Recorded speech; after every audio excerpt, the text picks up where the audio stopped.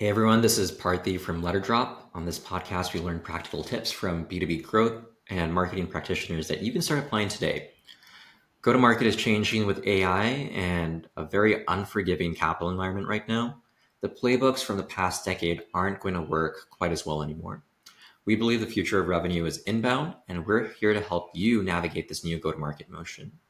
Today on the show, we have somebody from the Letterdrop team, Keelyn Hart, who is our content marketer, and she's essentially seen Letterdrop evolve a lot over the past year, and she's also a Letterdrop power user.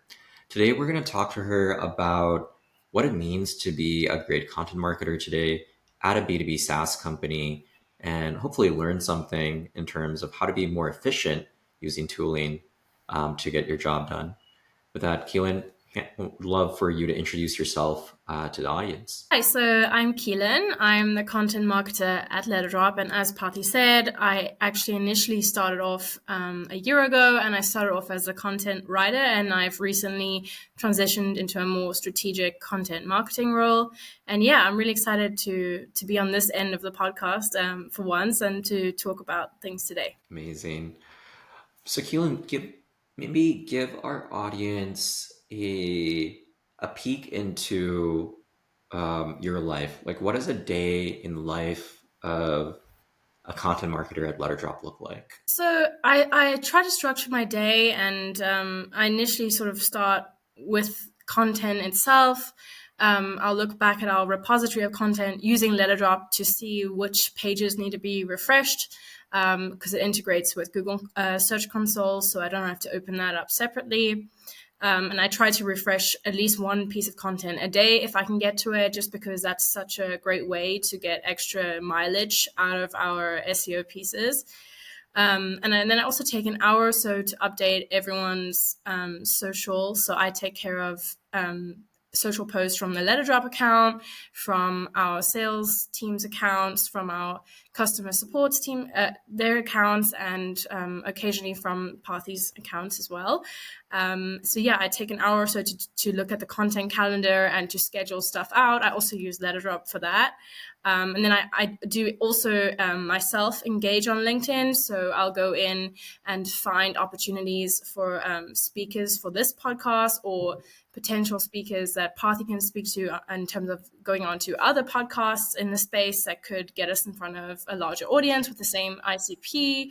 And I actually also do a lot in terms of reviewing this podcast. I go in and I edit it and I make sure it's distributed on Spotify and also on YouTube. And I also cut up all these little pieces of content to redistribute both in our blog articles to sort of add value there. And I also distribute it in everyone's social posts across the content calendar and in advance. And again, I use Letterdrop for this. I sort of work on at least one or two long form, bottom of funnel SEO articles a week, 2 or 3. So I'll work on whatever's in the pipeline at the time. And then in sort of nearing the evening, I would then focus more on strategy. So I'd touch base with the sales team, for example, and say, hey, I don't know if there's been any opportunities recently where customers or prospects are talking about an issue that I can write about or give you valuable content for. And I also do a lot more research for SEO. So I'll either use SEMrush. We pair the base plan of SEMrush with Letterdrop. So I'll use that to find bottom of funnel opportunities. And I also obviously use what the sales team say to sort of guide that direction, or Parthi will give me ideas for what he's looking for and roll with that. So that's what a typical day would look like. Okay, there's a lot of pieces to that day.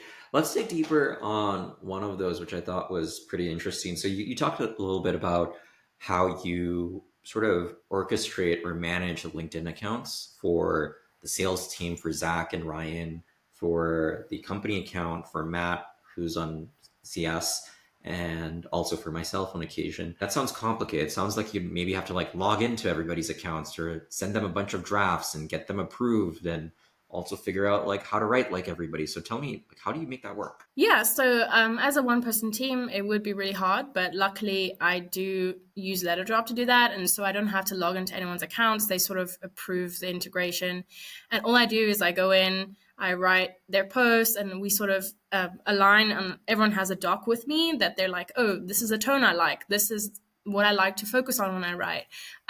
Just to sort of have an intermediary between us so I know what they're looking for and what they want me to post. And I basically have their permission to post.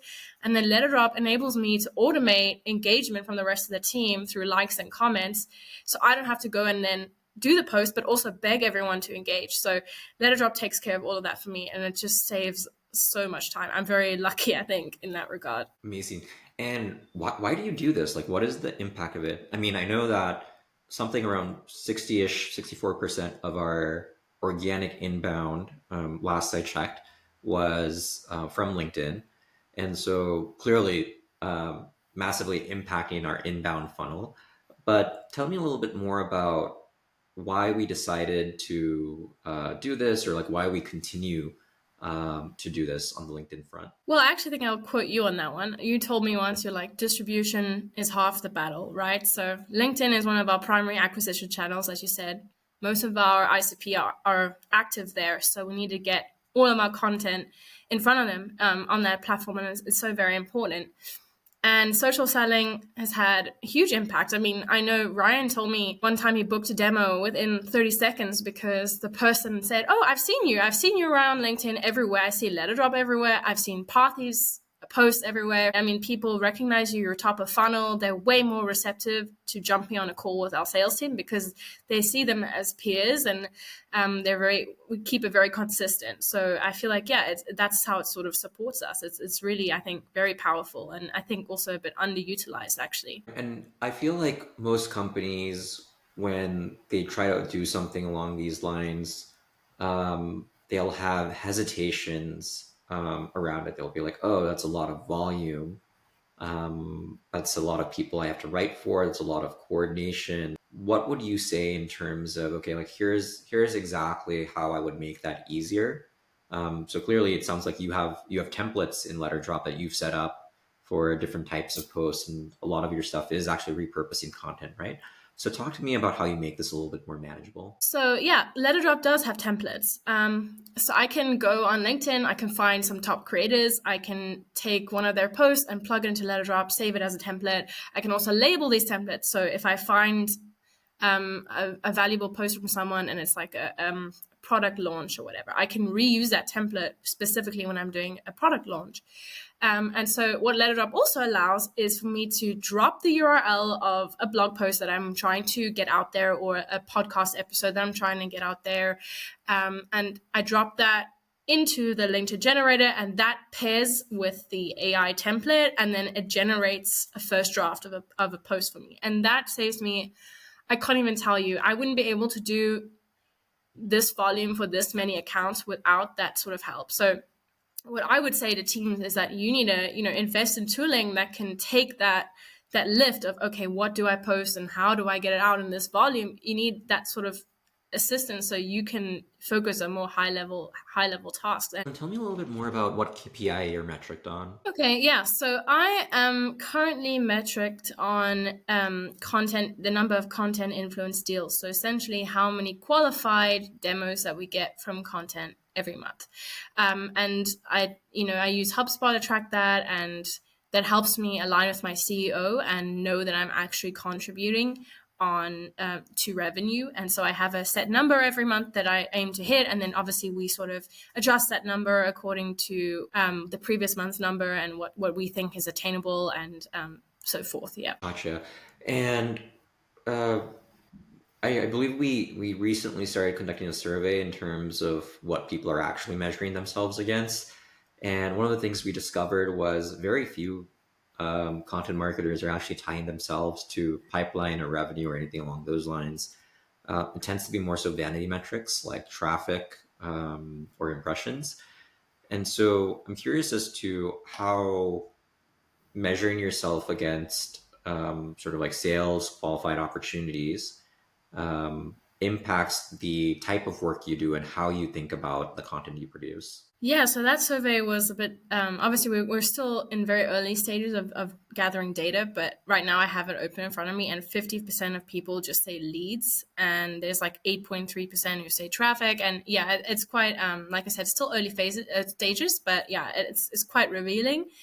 So it affects it in the sense of I don't focus my time on creating content or looking for opportunities for content that is fluffy or top of funnel. And I know top of funnel content does have a place, but at this current stage in our business, it's important for me, especially since that is my metric, it's important for me to focus on more bottom of funnel, long tail, low competition sort of keywords to get us higher up on the SERPs and to get more qualified traffic and things like that, and to keep us competitive. And especially since I made the transition into this new role, it's been the primary focus of my strategy. Gotcha. And in terms of you're clearly working across a lot of channels. Us as a team, we probably produce a lot of content given our resources, I'd say, compared to like the average team. I'm looking across a lot of content marketers we've talked to, and I'd say like we do more with less, essentially. And so, talk to me a little bit about how we as a company are able to be fairly efficient. People tell me, they're like, "Oh yeah, I see like Letterdrop everywhere. How big is their marketing team?" And they're like, and our advisor Adam actually responded to them saying like, "No, they're actually relatively early as a company, and they don't have a massive marketing team or budget." And so, talk to me a little bit more about how we're able to be so efficient. It all comes down to using AI and automation to your advantage. So I already mentioned how automation. I use automation in Letterdrop to amplify our social engagement. I don't have to worry about that's sort of taken care of. I don't have to worry about what LinkedIn posts to create because I already know I have like themes set up. So if I know this week we're going to talk about SEO, I go and drop URLs from the high value blog post, podcast clips, etc., and all our other related content. I just drop that into Letterdrop. It auto generates a template for me to work from. And so that cuts out a lot of time worrying about everyone's social posts. I also use it for SEO itself. So I cut down on like 1 to 2 hours of research time that I would usually spend on the SERPs trying to compare pages to what I want to like on the topic of what I want to say.